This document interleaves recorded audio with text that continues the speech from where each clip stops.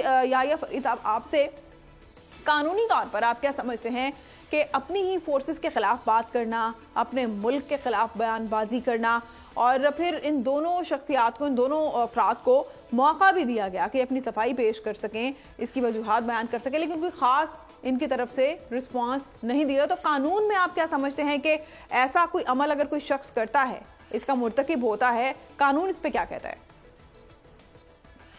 देखिए, पाकिस्तान में कुछ अरसे से ये एक बहुत बड़ी प्रॉब्लम हुई थी कि इस तरह के एंटी स्टेट एक्टर्स और चंद अनासिर जो एस्टेब्लिशमेंट या आपके अदारों के खिलाफ बोलना चाहते हैं और उससे पॉपुलैरिटी गेन करना चाहते हैं, वो पाकिस्तान से भागते थे और बाहर जाकर फिर एक झूठी बेबुनियाद कैंपेन शुरू कर देते थे। और ये जो दोनों अफराद हैं, ये आदिल राजा और हैदर मेहदी, आप इनके ब्लॉग्स देखें तो आपको यकीनन नजर आएगा कि ये क्लियर कट केस था म्यूटनी का, सेडिशन का, बगावत का और स्पाइनेज का और स्टेट सीक्रेट्स की एक को एक्सपोज करेगा। और यूं ये तासुर देते थे जैसे जो भी ये इंफॉर्मेशन दे रहे हैं दे वर प्रिवी टू दोज इंफॉर्मेशन। और सोशल मीडिया पे क्योंकि पॉपुलैरिटी जो है वो आपकी बन जाती है, अगर आप इस तरह की नेगेटिव प्रोपेगेंडा शुरू कर दे तो इनकी एक पॉपुलैरिटी बन गई थी और एक ये ऑफेंसेस करते हुए आ रहे थे। पाकिस्तान में क्योंकि प्रॉब्लम ये थी, इस तरह के नासिर को लगता है कि वो मुल्क से चले जाएंगे और स्टेट की जो मशीनरी है वो कुछ नहीं कर पाएगी, यानी कि उनके खिलाफ प्रोसिक्यूशन नहीं हो पाएगी। लेकिन अगर आप पाकिस्तान के कानून को देखें, कोड ऑफ क्रिमिनल प्रोसीजर को,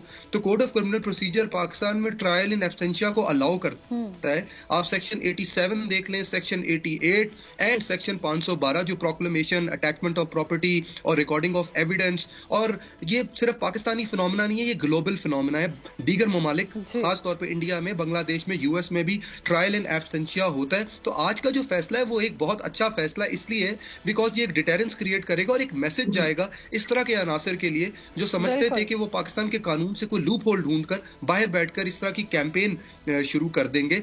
और इंपॉर्टेंट सिर्फ इसमें यह बात थी कि जो प्रोसीजर है जो सीआरपीसी में आउटलाइन किया गया है, जो फेयर ट्रायल गारंटी करता है, वो प्रोसीजर को फॉलो होना चाहिए था। और जो मीडिया सोर्सेज से पता चल रहा है कि वो एक प्रॉपर प्रोसीजर को फॉलो किया गया। एक एफआईआर हुई, इनको समन्स भेजे गए, समन्स जो है वो फॉरेन ऑफिस के थ्रू भिजवाए गए, उसकी एक्नॉलेजमेंट हुई, इनको अपॉर्चुनिटी मल्टीपल टाइम्स दी गई, 30 डेज का टाइम पीरियड दिया गया कि ये पाकिस्तान रिटर्न प्रोसीडिंग्स का पार्ट बने।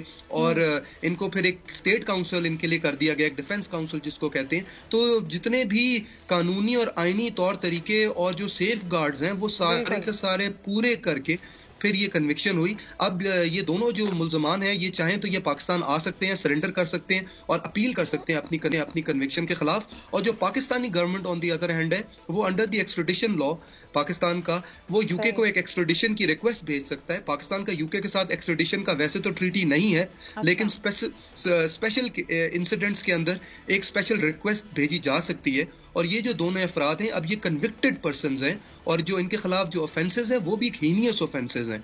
म्यूटनी और सेडिशन ये यूके के अंदर भी और अमेरिका के अंदर भी हीनियस ऑफेंसेस माने जाते हैं। तो गवर्नमेंट का जो रिक्वेस्ट होगी एक्सट्रेडिशन की, वो भी अब पावरफुल होगी। यूके की गवर्नमेंट को उस एक्सट्रेडिशन को देखना पड़ेगा। अंडर ट्रायल प्रिजनर्स का दूसरा मसला होता है, अंडर ट्रायल प्रिजनर्स जो होते हैं उसमें ये यूके और यूएस की जो गवर्नमेंट्स है वो थोड़ी कॉशियस होती है, लेकिन ये अब एक कन्विक्शन का मामला आ चुका है। सही।